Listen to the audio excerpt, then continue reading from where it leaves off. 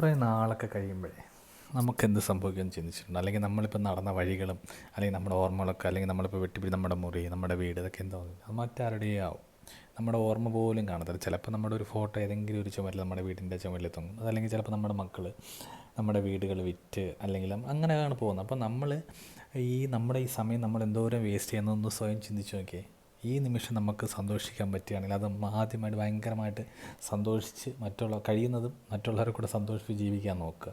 പല ആൾക്കാരും സ്വന്തം സന്തോഷം കളഞ്ഞിട്ട് പലർക്കും വേണ്ടി ജീവിക്കുന്നത് ഞാൻ കണ്ടിട്ടുണ്ട്. പല രീതിയിൽ ഇപ്പം പിന്നെ ഒരു പയ്യൻ അല്ലെങ്കിൽ ഒരു പെണ്ണ് പിന്നെ ചതിച്ചിട്ട് പോയി അല്ലെങ്കിൽ തേച്ചിട്ട് പോയി എന്ന് പറഞ്ഞിട്ട് പല രീതിയിൽ ഞാൻ അതിലേക്ക് കടക്കുന്നില്ല, പല രീതിയിൽ ജീവിക്കുന്നു. അപ്പം എനിക്ക് അവരോട് പറയാനുള്ളത്, ഈ ലോകത്ത് ഇതൊന്നും ശാശ്വതമല്ല, മനസ്സിലായില്ലേ?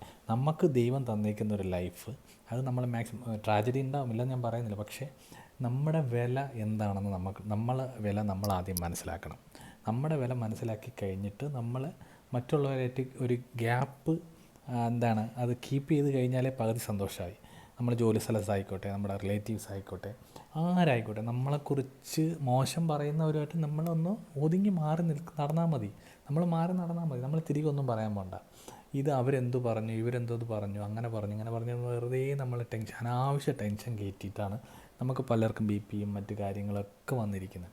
അപ്പോൾ നമ്മളതിനെക്കുറിച്ചൊന്നും ചിന്തിക്കേണ്ട. എന്തായാലും നമുക്ക് 6 അടി മണ്ണ് മാത്രമേ കൊണ്ടുപോകാൻ പറ്റുള്ളൂ, അതും കൊണ്ടുപോകാൻ പറ്റില്ല ഇന്നത്തെ കാലത്ത്. ഓക്കെ, അപ്പോൾ അത് മാത്രമേ നമുക്ക് സ്വന്തമായിട്ടുള്ളൂ. പിന്നെ നമ്മൾ ചെയ്ത സത്പ്രവൃത്തികൾ അതൊക്കെ മാത്രമേ നമുക്ക് ഇതായിട്ട് കിട്ടുള്ളൂ. അപ്പോൾ ഞാൻ പറയുന്നത്, നമ്മുടെ സന്തോഷം വേറെ ഒന്നിനു വേണ്ടി മാറ്റി വയ്ക്കരുത്.